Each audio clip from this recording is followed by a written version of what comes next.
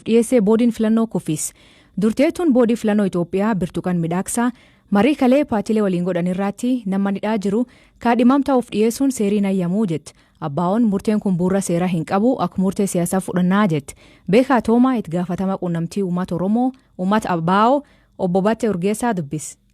Warra adeemsa mana murtii jala hin jirre yookaan mana murtiitti beellama hin qabne himanni isaanii abbaa alangaatiin kufaa ta'ee galmeen qorannoo isaanii cufame yookaan immoo mana murtiitti dhiyaatanii manni murtii walaba gadhiise yookaan immoo cirumaa mana murtiitti dhiyaatanii kan hin beekne ji'oota 7 darbaniif callisanii poolis isteeshinitti ugguramanii kan jiran.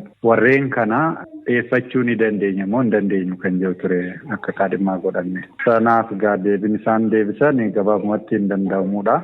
Sababni hin danda'amuu jedhameef seerri biyya keenyaa kana hayyamuu jedhamee haa ta'uti garuu seera keeyyata kamii yookaan seera kamiin akka horkame ibsine heerri biyyattii lammiin kamiyyuu mirga filatamuu mirga dimokiraasii akka qabu ibsa. Labsiin boordii filannoo itti hundeeffamee fi paartileen siyaasaa ittiin bulanis kanuma ibsa. Namni mana murtiitiin yookaan immoo seeraan mirgi filatamuu isaarraa mulqamin kaadhimamaa ta'ee iyyachuu akka danda'u ibsa. Kanaaf namoonni manuma murtiitti iyyaatanii beellama jala jiranillee kaadhimamaa ta'anii hirmaachuu akka danda'anidha. Hafuura labsiitirraa kan hubannu. Haa ta'uti garuu gara boordii filannootiin gara kana akka kaadhimamaatti akka iyyeessinu haalli nu aanjawu akka hin jirre agarsiisee jechuudha deebiin isaanii. Gaaffiin koo kabira silaa amma isin namoonni mana dhimmi isaanii mana murtiin ilaalamaa hin jirree akka kaadhimamtootaatti dhiyeeffachuudhaaf gaaffii dhiyeessitanii walumaa galatti isaanis dabalatee namoota biraa kaadhimamtoota dhiyeeffachuu filannoodhuma kana keessatti iyyuu sochiin silaa godhaa jirtan maal fakkaata? Gaaf kaan filannoo keessatti hirmaachuun illee rakkisaa akka ta'e yeroo adda addaa dubbachaa turtan waan ta'eef walumaa galatti sochii akkamiirra jirtu iyyuu silaasin? Dhugaadha. Filannoo keessatti hirmaachuun keenya rakkisaa akka ta'e akkuma dubbataa turre ammas rakkoon sun waan fooyya'e hin qabu daran hammaatee itti deemaa jira. Namoonni nuti dhiyeeffannu namoota kana qofaa miti. Lammata sochiimti walabaa akka godhannu nuun hayyamamne.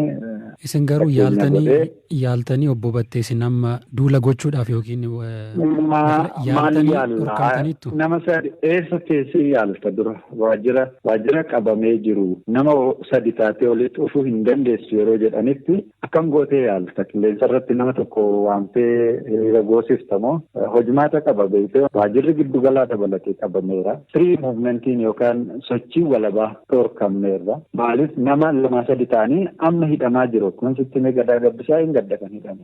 Namoonni aana irratti godina irratti 2-3 ta'anii dhimma kana yoo kan mari'atan ta'e hin hordofamuu, hin doorsifamuu, hin hidhamu. Ammallee hidhaan aktiif ta'ee Oromiyaa guutuu irratti itti fufeera jechuudha. Wanti kun waan ruumariidhaan dubbannu tun ta'een ifatti dabballoota 10,000 lakkaa'amaniif dhaamsa darbeedha. Dhaamsa darbe kana immoo otoo dhageenyu nama otoo hidhaa jiranuu kan socho'u hundaa otoo hidhuu caalmatti hidhaa jechuudhaaf qofa itti hin ergin. Kanaaf sochitti galuu hin dandeenye. Nu immoo akka dhaabattu waajjira keenya seennee hojii idilee hojjechuu hin dandeenye. Kanaaf dhimmoonni 3 irra deddeebinee kaaf waajjira banu sochii bilisaanuuf mirkaneessuu hogganoota seeraan ala hidhaman kana gadhiisuu qaba. Kana yoo godhame aansee wanti jiru laallee yeroo nu jalaa balleessan kanallee yoo kompenseetii nu godhan kan duula itti deemnu of qopheessinu ta'a jechuudha. Kan namoota dhiyeeffannu ta'a. Garuu haala kun hin mirkanaa'in keessatti homaa wanti hojjetamuu danda'u hin jiru. Kanaaf hirmaannaan keenyas zeeroodha.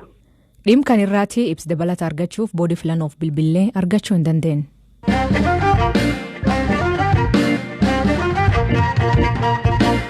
Dhimma walqabatuun hogganoota Abbaa'oo manidhaa jiran keessaa obbo Mikaa'el Booranaaf Kennasaa Ayyaanaa tajaajila bukkatoo isaanii addaan kutuuf murteessuu maatiin BBC'tti himan. Hogganooti kun mana murtii akka isaan bilisaan gadhiifaman marroo 4 ajaje garuu hojii ooluu waan dhabeef murtee kan irgaanii jettu buleetiin obbo Mikaa'el Silgee Baqqalaa. Dhimmi isaanii amma dhimma seeraan qabamee jirudha jechuun dandeenyu. Tokkoffaa nama isaanii dheeyyuun beeknu maaliif seete nama isaanii dheetuu beekne yoo qaama seeraati ta'e seeraan kan itti adeemamuu qabu miti. Poolisiidha kan to'annoo jala oolchee inni himatamanii abbaan alangaan qoratti akka isaan ittiin himataman tokkotti iyyuu ragaan arganne. Kanaaf immoo anjara kanarraa himannaa koo dhaabeeraa jedhee barreeffama. beellamaan beeksisee jira mana murtii. Manni murtiis immoo ala 4 bilisa baasee jira jara kana. Amma isa dhumaa kana gara Galaanitti dabarsanii arfaffaa achitti mana murtii Galaani magaalaa Galaani kan ammas bilisaan gad lakkisaa jedhe. Ammas immoo Obsaaf Abdulgaffaariin biraa gadhiisaniiti Jaalkennesaa Ayyaanaatii fi Jaal Mikaa'el Booran achitti hambisa. Seerri hojiirra oolaa hin jiru. Erga ta'e abukaatoon bakka seerri hin jirretti waan nu fayyadu qabu ejjennoo jedhuun kan isaanii waanuma godhan wallaalaniitiin bari isaan amma abukaatoon kana booddee maali wanti inni nu godhudha. Ala 4 dhaabbatanii fi falmanii fi bilisaan akka gadhiisuu mangoosisanii kanumatu gaaffiitti ta'e natti fakkaata. Amma maanti ta'uu deem yoo abukaatoon isaaniif hin ejjennee yoo jechi abukaatoo isaaniin fayyadamne akkasumas man hidhaa kee taa'uu murteessanii? Waan ajaa'iba sitti ta'u jarri akka eenyatti miti kan isaan yaadan illee. Isaan biyya kana keessan durre qabsoodhaaf gosa turanii isaan biyya mootummaan jirutti seerri hojiirra oolaa jedhanii warra yaadanidha. Beektaa ammoo ni hubadhu dubbima isaaniirra manni murtii bilisaan gadhiise abbaan alangaa jara kanarraa himata hin qabu jedhee erga bilisa baasee booddee akkasittiin akkuma horii guramanii taa'uun kun waan akka seeraatti akka mootummaatti wanta deemaa jiru tun taane waanuma namoonni tokko namoonni taayitaa qaban tokko waanuma isaanitti tole gochaa jiran natti fakkaata.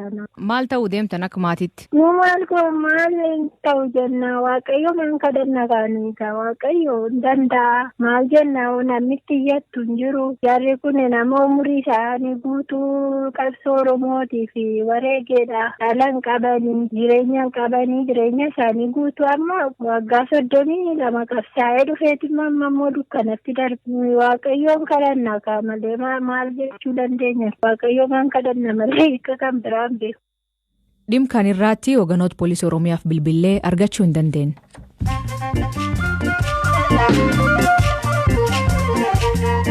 Dhaggeeffattootaan oduu gaggabaaboo addunyaa isaniif dhiyeessaa jalqabaan naannoo Tigraayitti namooti 3,100,000 deeggarsi dhaqqabee jedhu mootummaan Itoophiyaa.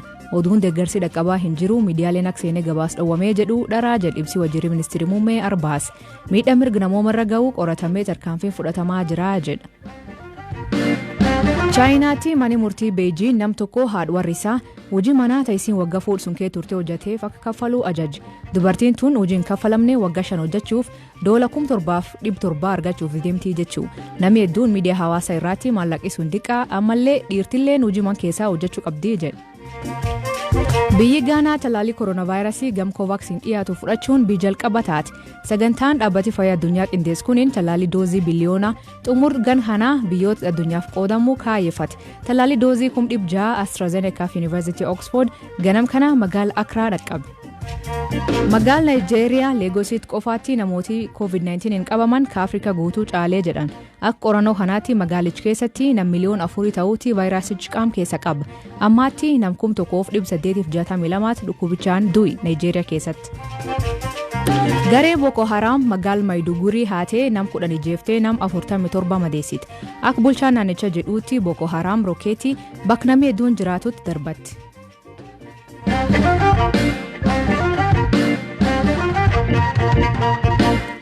Dubartiin jalqabaan Afrikaa keessatti Olimpikii irratti dorgommii maratoonii injifattee Faaxumaa Roobaa maaliif jirti gaaffii namni hedduun gaafatu. Bara 2004 sababa da'umsaan fiigicha kan dhaabde atileet Faaxumaan guddisi ijoollee badee jetti. Gaafas akkam turtee ammaalitti jirti BBC waliin turtii taasifte. Beekaa Toomatti sanitti hima.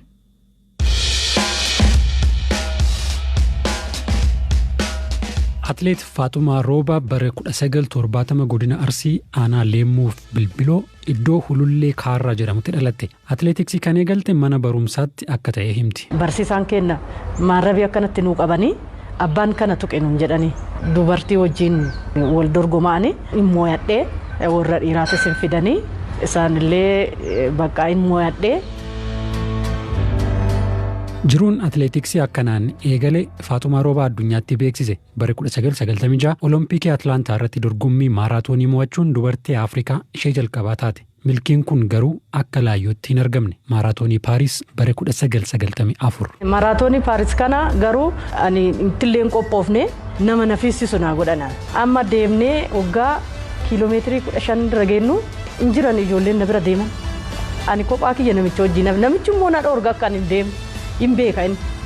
Ani immoo tarraabee kun jiru amma namichi kun naan bisee miti jedhee namicha itti dhiisee an qaxxale bakka kophama kiyya deeme bakka kiiloo kana 35 moo 30 akkana yoo gaan bira ga'e isaan bira ga'e bakka lammata isaan wajjin deemuu dadhabe. Isaan wajjin deemuun dadhabe aga kiiloo 40 kana bakka isaan deeman ammas nagatanii bishaan dhugee bakka. Dadhabee bishaan dhugee bishaan bakka garaa kiyya kana naqabee lammatumaayyuu bakka ruuccaa kana sin kaadhu ka jedhu wal dorgommicha illee fixeetuma keessaa ba'e jechuudha. Mana barumsaa irraa gara Finfinnee akka dhuftuu fi waltajjii idil addunyaa irratti akka fiigdu kakarrabaniif kilaba mana amala sirreessaati. Leenjii kilabicha keessatti argatteen gahumsa ishee fooyyeffatte. Maaraatoonii Maarakaash bara 1996. Maarakaash Morokoo amma xiqqoo tireeningii hojjadhee jira sirriitti amma sirraayaa jira natti manii asalxaanyiin kiyya natti mee ammas Morokoo Maarakaash deeme jechuudha. Amma shaakalsiisaan kiyya waraqata xaafanii naa kennan. Bakka wal dorgommii kana atiin mooyattaa mooyattu immoo sa'aatii akkanatti galta ka jedhan naa kennanii deemnee akkuma isaan jedhan sa'aatii sanitti galee akkuma isaan jedhan san mooyadhee wal dorgommii kana. Ji'a lama booddee immoo Room maraatoonii kana immoo irratti hirmaadhe. Isa immoo sa'aatii shaggaa olompikii keessa na seensisu seenee kaatagorii jedhanittiin seenee shaakaluma qabannee shaakaluma sanirraan ka Atlaantaa deemne jechuudha. Maaraatooniin Atlaantaa ka seenaa jabaa irratti dalagde. Isa duraati jechuudha wudiddirii guddaa irratti hirmaachuun kiyya. Ani shaakalee ruucaa bakka kaannaa shaggaa kana hin kaadha jedheetuma yaade garuu immoo yaadha jennee jedheen yaadne. Warri shaakalsiisonni kiyyallee sa'aatillee ammallee immoo yaattaa mooyachuullee obaatte sa'aatii kanatti galta jedhanii ammas sa'aatii naa kennanii akkasitti kaadha jechuudha. Baay'ee yaadadha kun garuu waan irraanfatamuu miti baay'ee gammachuutu natti dhaga'ama warra atileetii Itoophiyaa bakka bu'ee deemee mooyadhee indigaa lammaffaa immoo atileetii Afrikaa immoo tokkoffaa ta'uun baay'ee gammachuu baay'eetu natti dhaga'ama. Dorgommii sana boodas maaraatoonii Boostan walitti fufiinsaan yeroo 3 injifatteetti. Bara 2004 sababa dahumsaan fiigicha kadhaabdee Faatumaan ergasii ittiin deebine. Ammaan tana haadha ijoollee 2 ka ganna 15 fi 13 yoo taatu waggoota darban ijoollee guddisaan ture jetti. Amma booda hojii daldalaa irratti bobba'uuf yaada qabaachuu BBC'tti himte. Jiruu ishee atileetiksii keessatti Abbabaa Biqilaa fakkeenya akka ta'eef dubbatti. Addunyaa hundatu dinqisiifata abbee. Warri ispoortota hundumaayyuu ispoortonyoota hundumaayyuu kan karaa qajeelcha isaadha. Kanaan immoo ani immoo maraatoonii gaafa mooyadhu Abbabaa Biqilaa luka duwwaa fiigee atis akkanatti fiiddee ka jedhan interviina gaafatanii turanii. Abbeen baay'ee dinqisiifadhas baay'ee jaaladhas uummannis addunyaanis akkasumatti jaalata jechuudha. Dhaggeeffattootni sagantaan keenya galgala kanaa ganumaa nu eeggatanii dhaggeeffachuu keessaniif ulfaadha isaniin jedha. Mammaansi galgala kanaa korum dhugaan boonraas biyyeen ilin buutuu jedhe hiikan isa isan biraatti maanii kooment keessa nu beeksisa. Sagantaa kan qophees Beekaa Toomaa gam teknikaatiin Deevis Masaaru keessaniif dhiyeessan asti galgalooti yoo waaqee jedhe sa'aatii akkanaa bor walta deebina nagaa waaqa kee bulaa oraa bulaa deebana hangafamaan dhan bulaa.